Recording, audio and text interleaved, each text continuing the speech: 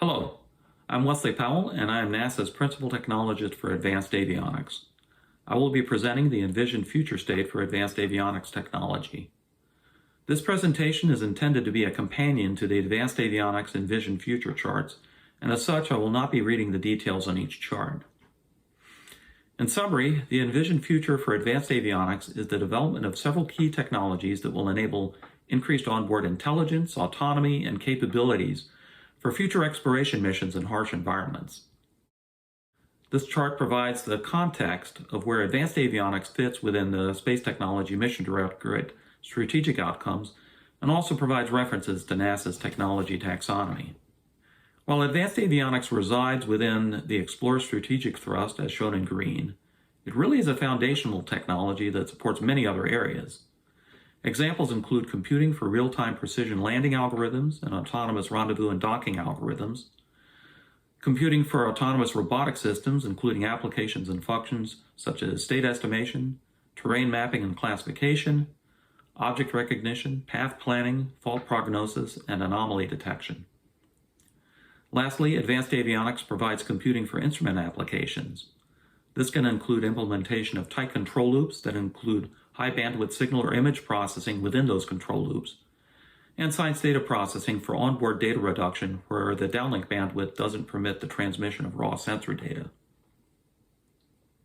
The next chart provides a summary of the technologies that are included in the envisioned future, with the major themes being high-performance computing, interconnect, crew interfaces, other computing architectures, data acquisition, extreme environment avionics, and foundational technologies.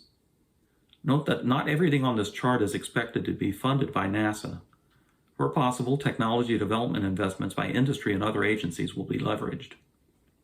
The next two charts provide the current state-of-the-art in qualitative terms, along with the capabilities needed for the envisioned future. And my intention is to provide some additional insight and context for those needs. Starting with general purpose processors, we see a need for significant performance improvements and parallel processing acceleration, as well as flexibility to adapt power, performance, and fault tolerance to varying mission needs. We want this processor to be as widely applicable as possible, such that it can meet needs ranging from smallsat missions all the way up to flagship missions. Processing needs can also vary between mission phases on a given mission. Using a planetary mission as an example, the cruise phase may only require nominal processing bandwidth with lower power dissipation, while the entry, descent, and landing would require maximum processing bandwidth as well as robust fault tolerance and would have a much higher power dissipation. Moving to memory, admittedly, this includes many types of memory devices for various applications. Currently, both radiation-hardened memories and COTS-based devices are used in spaceflight avionics. In general, radiation-hardened memories suffer limited capacity and performance, while COTS-based devices require redundancy and or system-level approaches to mitigate radiation effects.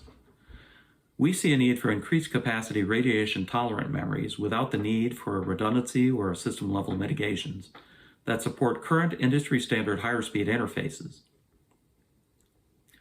For point-of-load converters, the driving need is to limit the area needed for power management on modern processor and field programmable gate array boards. At the same time, there is a need for smarter converters with standard control and monitor bus interfaces and embedded fault tolerance. Single board computers incorporating these technologies are needed to allow their infusion into missions, and these should support current industry standard chassis and backplane level avionics architectures. System software tools are also needed to enable application developers to both leverage the capabilities of emerging multi-core processors and manage their complexity. Moving to interconnect, there is a need for increased bandwidth to handle sensor data rates on future missions, while maintaining the fault tolerance that our missions require, as well as support for multiple quality of service levels. We also see the potential to advance wireless technology to allow its use for more mission-critical applications. As an example, some science missions could benefit from wireless communication with instruments on rotating structures or deployable booms. It should be noted that for both wired and wireless interconnect, we seek to leverage industry standard protocols to meet our future needs. For crew interfaces, we are seeking display and graphics processing technologies with improved performance that are viable for long-duration missions beyond low Earth orbit. And it should be noted that graphics processing technology that can be used for crew displays may also be able to support onboard science data processing applications on other mission types. Beyond general purpose processors, we also seek advancement in other computing architectures. Artificial intelligence coprocessors are needed for many applications where they would augment the capabilities of general purpose processors. Example applications include autonomous landing, surface navigation, robotic servicing and assembly, fault detection and mitigation, distributed systems operation, and science data processing. Quantum computers are the most speculative technology included in the envisioned future, with terrestrial quantum computing still in the early stages of its development. Nonetheless, we have an interest in gaining an understanding of candidate onboard processing applications that map well to quantum computing, as well as the potential challenges of quantum computing in harsh spaceflight environments.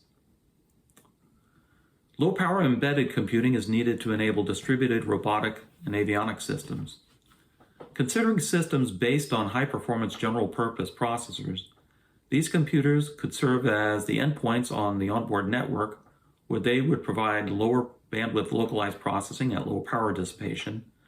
And this partitioning of processing between the primary computer and the computing within the endpoints would reduce traffic on the onboard network and simplify avionics and robotic systems.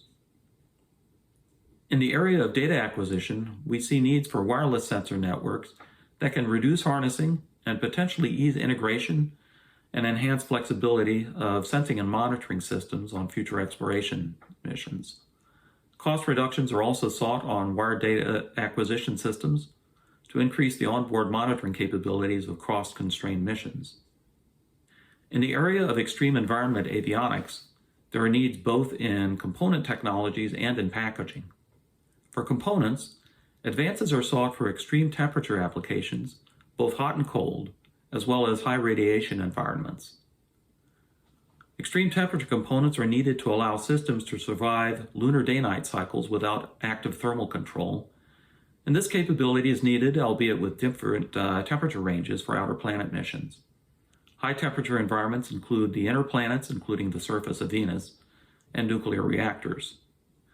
Components are also needed that can withstand high radiation environments, most notably for emissions to the Jovian system. And it should also be noted that some applications will require components that can operate with extreme temperature and at high radiation. Beyond component technologies, there are needs for packaging technologies that provide insulation and isolation to survive extreme cold while also providing a means to radiate heat when operating at high temperatures. Foundational technologies are also needed in the area of packaging, advanced semiconductor process nodes and libraries, and ASICs.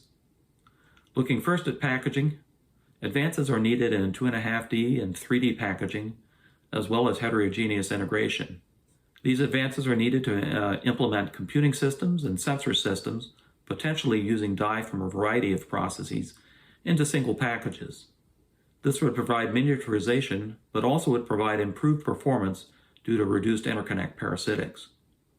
Advanced semiconductor process nodes and libraries that support them are needed to implement the next generation of radiation-hardened processors, memories, sensors, and supporting circuitry. The overarching goal is to leverage semiconductor industry advances for future spaceflight avionics systems. Advances are also sought to enable low-cost mixed-signal ASICs. The end objective here is for mixed-signal ASICs to have the development cost, schedule, and risk appropriate for the short development cycles that are typical for many missions and instruments. The next three charts provide the gap closure plans for the technologies described previously, and color coding is used to show the funding status for each of the plans, with green used for funded activities, yellow for partially funded activities, and red for unfunded activities.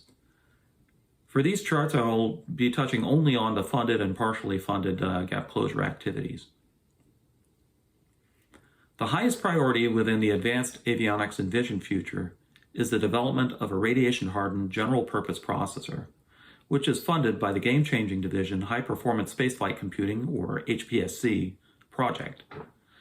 The scope of this project includes the development of the HPSC processor, evaluation boards, and system software, including development tools and operating system support. For advanced spaceflight memory, the Game-Changing Division is funding the development of a radiation-hardened NOR flash device. Other NASA programs also test selected COTS memory technologies and devices. In the area of radiation-tolerant interconnect, the HPSC project study phase, along with a NASA Engineering Safety Center, or NESC, Space VPX interoperability study, have identified optimal standards for further development, and NASA has begun engaging with the appropriate standards organization to help ensure that future evolutions of those standards meet future mission needs. In the area of radiation-tolerant displays, a project under the Polaris program is evaluating the radiation performance of candidate display pixel technologies and supporting circuitry. This activity is funded by the Exploration Systems Development Mission Directorate. To address graphics processing, an SBIR project is developing middleware to provide software-based mitigation of radiation-induced upsets and COTS GPU devices. Another Polaris project is developing heads-up display optics for XEMU suit display applications. For AI coprocessors, the Game-Changing Division RAD Neuro project has performed testing of COTS neuromorphic processing technologies, and a recently awarded SBIR project will also be developing a radiation-tolerant neuromorphic processor device.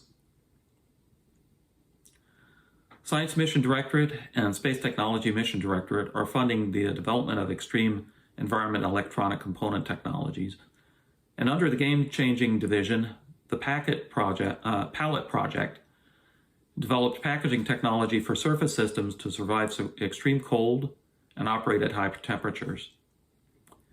In the area of advanced semiconductor processes and libraries, the HPSC project funded the characterization of libraries on a 22 nanometer process. The next slide provides a prioritized list of next steps for gap closure activities.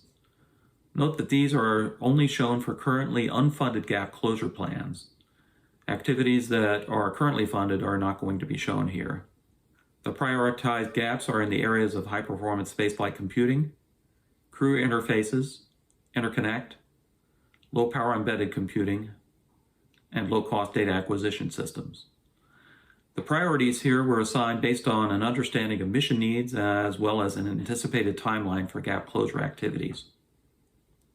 In conclusion, highest priorities for advanced avionics are continued investment in the HPSC project and underlying technologies, and continued investment in crew interfaces. The next priority should be development of interconnect technologies to enable avionics architectures that address increasing sensor bandwidth and can leverage increased compute capabilities provided by HPSC. Other priorities include development of radiation-hardened multiple output point-of-load converters, development of low-power embedded computers to support distributed avionics architectures, and development of low-cost, robust data acquisition systems for cost-constrained missions. Additionally, opportunities should be sought to leverage SBIR and STTR programs to address lower priority gaps where possible. Thank you.